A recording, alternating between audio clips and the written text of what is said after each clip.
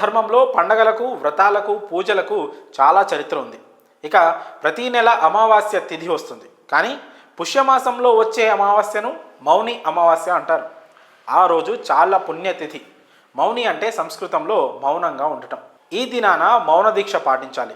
ఎవరితోనూ మాట్లాడకుండా పూర్తిగా మౌనంగా ఉండాలి. మహాశివరాత్రి ముందు వచ్చే అమావాస్య కావడంతో సాధువులు, యోగ సాధువులు దీన్ని పవిత్రంగా పరిగణిస్తారు. ఇక శాస్త్రాల ప్రకారం మన ఆలోచనలకు మూల బిందువు చంద్రుడు. అమావాస్య కావడంతో ఆ రోజున చంద్రుని ప్రభావం ఉండదు. అందుకనే మన నోటి నుంచి వచ్చే మాటలపై నియంత్రణ ఉండదు. వీటి నియంత్రణకే పూర్తిగా మౌనం పాటించాలి. మన మనస్సుపై నియంత్రణ లేకపోతే ఏం మాట్లాడతామో ఏం చేస్తామో కూడా తెలియదు. అందుకే పూర్తిగా మౌనంగా ఉండడం మంచిది. దీంతో అంతఃశుద్ధీకరణ జరుగుతుంది. మానవునికి అతని మనస్సే పెద్ద సాయం చేస్తుంది. ఏ నిర్ణయమైనా మనసే మంచిదో కాదో చెప్తుంది. దీని ప్రకారం మనల్ని మనం బాగు చేసుకోవాల్సి ఉంటుంది. అంతేకాని పెడమార్గం పట్టరాదు. పరిపూర్ణమైన మనస్సు మిత్రుడిగా ఉంటుంది, కలుషితమైన శత్రువుగా మారుతుంది. కాబట్టే మౌని అమావాస్య నాడు చాలామంది మౌనవ్రతం చేస్తారు.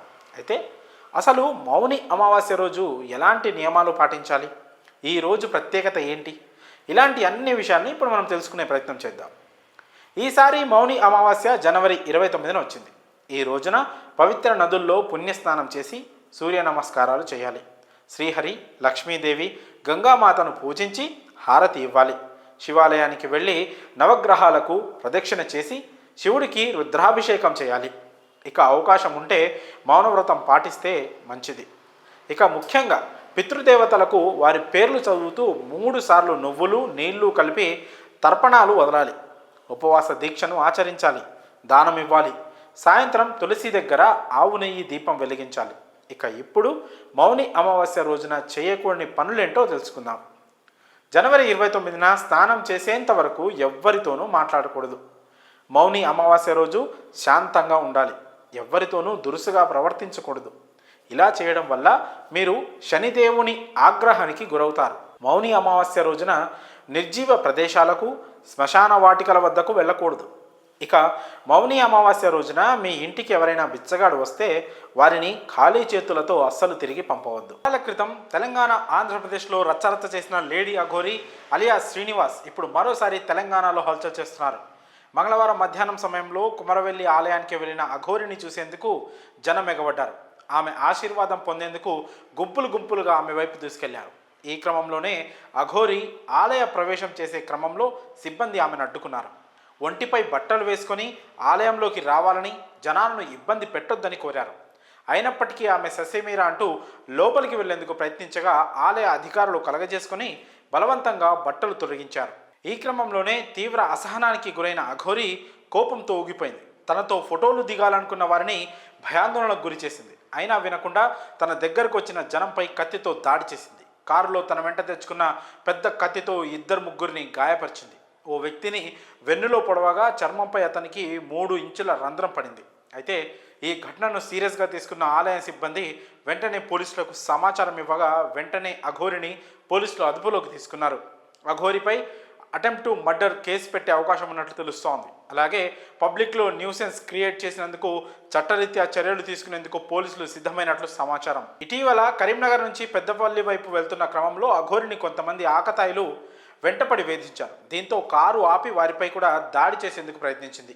పోలీసులు కలగజేసుకొని నచ్చజెప్పారు. గత నవంబర్లోనూ శ్రీకాళహస్తీశ్వర ఆలయంలోకి నగ్నంగా ప్రవేశించడానికి అనుమతించకపోవడంతో ఆత్మహత్యాయత్నం చేసింది. ఒంటిపై, కారుపై పెట్రోల్ పోసుకొని బలవన్మరణానికి పాల్పడతానంటూ బెదిరించింది. వరంగల్ నగర శివారు బెస్తం చెరువు శ్మశాన వాటికలో పూజలు చేసి ప్రజలను భయాందోళనకు గురి చేసింది. స్థానికులంతా ఫిర్యాదు చేయడంతో మామునూరు పోలీస్ స్టేషన్లో లేడీ అఘోరిపై సెక్షన్ 325 కింద కేసు నమోదు చేశారు. అయితే ఇప్పుడు తాజాగా జరిగిన ఘటనలో మరి అఘోరిపై ఏ సెక్షన్ల కింద కేసులు నమోదు చేస్తారనే వివరాలు ఇంకా తెలియాల్సి ఉంది. కాగా అఘోరి తీరుపై మాత్రం తీవ్ర విమర్శలు వ్యక్తమవుతున్నాయి. మరి ఆమె కత్తితో భక్తులపై దాడి చేయడంపై మీ అభిప్రాయాలను కామెంట్స్ రూపంలో తెలియజేయండి. అని కనిపించే దైవాలు అంటారు. వారికి వయసు అయిపోయిన తర్వాత వాళ్ళని కంటికి రెప్పలా చూసుకోవడం పిల్లల బాధ్యత. కానీ ఈ రోజుల్లో యువత మాత్రం తల్లిదండ్రుల బాధ్యతను పట్టించుకోవడం లేదు. తాజాగా కుంభమేళ సాక్షిగా ఇలాంటి దారుణ ఘటన చోటు చేసుకుంది. ఇందుకు సంబంధించిన వీడియో సోషల్ మీడియాలో వైరల్ అవుతోంది. ఆ వివరాల్లోకి వెళ్తే, ఈ వీడియోలో రాత్రి సమయంలో చలిలో వణుకుతున్న ఓ వృద్ధ జంటను చూసిన కొందరు వారికి సాయం చేసేందుకు ముందుకొచ్చారు. వారిలో ఒక వ్యక్తి వారికి కొంత డబ్బు కూడా ఇచ్చాడు. వారిలో ఒక అతను ఆ వృద్ధ జంట వివరాలను అడుగుతున్నాడు. మీరు ఎక్కడి నుంచి వచ్చారు, మీకు పిల్లలున్నారా అని అడిగాడు. ఇదంతా మిగిలిన వారిలో ఒకరు తమ సెల్ ఫోన్లో వీడియో తీశారు. కాగా వారు అడిగిన ప్రశ్నలకు సమాధానంగా ఆ వృద్ధులు, మాకు 3 కొడుకులు 3 కోడళ్ళు ఉన్నారు, పిల్లలు మమ్మల్ని విడిచిపెట్టారని చెప్పారు. మా 3 కోడళ్ళు దుర్మార్గులంటూ ఆవేదన చెందారు. మా నగరంలో మహాకుంభమేళ జరుగుతుందని, గంగలో పుణ్యస్నానం కోసం వెళ్తున్నామని చెప్పారు. కాగా వారికి సహాయం చేస్తున్న వ్యక్తి తాను 4 కిలోమీటర్ల దూరంలో ఉంటున్నానని, ఉదయాన్నే వచ్చి తమను ఆశ్రమానికి తీసుకెళ్తానని చెప్పారు. ఈ వీడియో ఇన్స్టాలో షేర్ చేశారు. దీనికి క్యాప్షన్గా తీవ్రమైన చలిలో వృద్ధ తల్లిదండ్రులను మహాకుంభలో వదిలేశారని రాశారు. 2 రోజుల క్రితం షేర్ చేసిన ఈ వీడియోపై చాలామంది తమ రియాక్షన్స్ ఇస్తున్నారు. ఒక నెటిజన్ మాత్రం, మీరు సహాయం చేయడం చాలా బాగుంది, అయితే ఇదంతా వీడియో తీయడం, ఈ వీడియోను ప్రపంచానికి చూపించడం ఎంతవరకు సముచితం అంటూ ప్రశ్నించారు. మరొక నెటిజన్ మాత్రం, ఈ ప్రపంచంలో ఇలాంటి కొడుకులు చాలామంది ఉన్నారు, చాలామంది తమ వృద్ధ తల్లిదండ్రులను ఇబ్బంది పెడుతున్నారంటూ రాశారు. మరి కన్నవారిని ఇలా రోడ్ల పాలు చేసే కొడుకులు కోడళ్లపై మీ అభిప్రాయాలను కామెంట్స్ రూపంలో తెలియజేయండి. ఉత్తరప్రదేశ్లో జరుగుతున్న కుంభమేళకు భక్తులు పెద్ద సంఖ్యలో హాజరవుతున్నారు. ప్రయాగరాజ్లో గంగా, యమున, సరస్వతి నదులు కలిసే త్రివేణి సంగమం వద్ద పుణ్యస్నానాలు ఆచరిస్తున్నారు. ఈ నెల 13వ తేదీన ప్రారంభమైన ఈ మహాకుంభమేళ వచ్చే నెల 26వ తేదీ వరకు మొత్తం 45 రోజుల పాటు సాగనుంది. ఈ మహాకుంభమేళకు వచ్చి త్రివేణి సంగమంలో పుణ్యస్నానాలు ఆచరించేందుకు దేశ విదేశాల నుంచి సాధువులు, సన్యాసులు, భక్తులు కోట్లాదిగా తరలి వస్తున్నారు. ఇప్పటి వరకు దాదాపు 15 కోట్ల మంది ఈ మహాకుంభమేళకు రాగా, మొత్తంగా 40 నుంచి 45 కోట్ల మంది వస్తారని ఉత్తరప్రదేశ్ ప్రభుత్వం అంచనా వేస్తోంది. దేశవ్యాప్తంగా వివిధ ప్రాంతాల నుంచి బస్సులు, రైళ్లు, విమానాలు అన్నీ కూడా ప్రయాగ్రాజ్ వైపే ప్రయాణిస్తున్నాయి.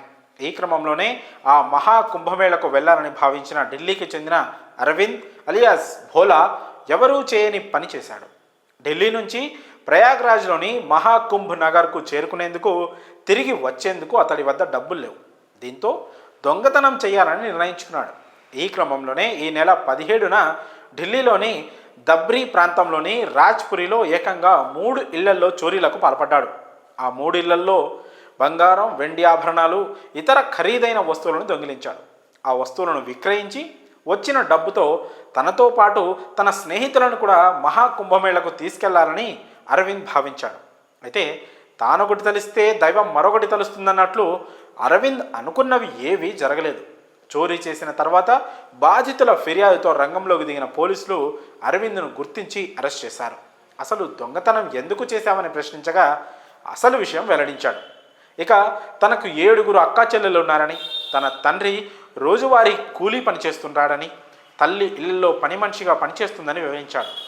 తన కుటుంబ పరిస్థితి అలా ఉందని, అందుకే ఎలాగైనా మహాకుంభమేళకు వెళ్ళాలని, అందుకు డబ్బులు లేక ఇలా దొంగతనం చేసినట్లు పోలీసులకు చెప్పాడు. మరోవైపు అరవింద్పై ఇప్పటికే దొంగతనం, దోపిడీకి సంబంధించి 16 కేసులు నమోదైనట్లు పోలీసులు గుర్తించారు. 2020లో మొట్టమొదటిసారిగా అరవింద్ అరెస్ట్ అయ్యాడని పోలీసులు గుర్తించారు. అరవింద్ డ్రగ్స్ సేవించేందుకు గతంలో దొంగతనాలకు కూడా పాల్పడ్డాడని పోలీసుల విచారణలో తేలింది. అయితే దొంగతనం చేస్తూ దొరికిపోయిన తర్వాత కుంభమేళా పేరు వాడుకుంటున్నాడంటూ బాధితులు అంటున్నారు. మరి ఈ ఘటనపై మీ అభిప్రాయాలను కామెంట్స్ రూపంలో తెలియజేయండి.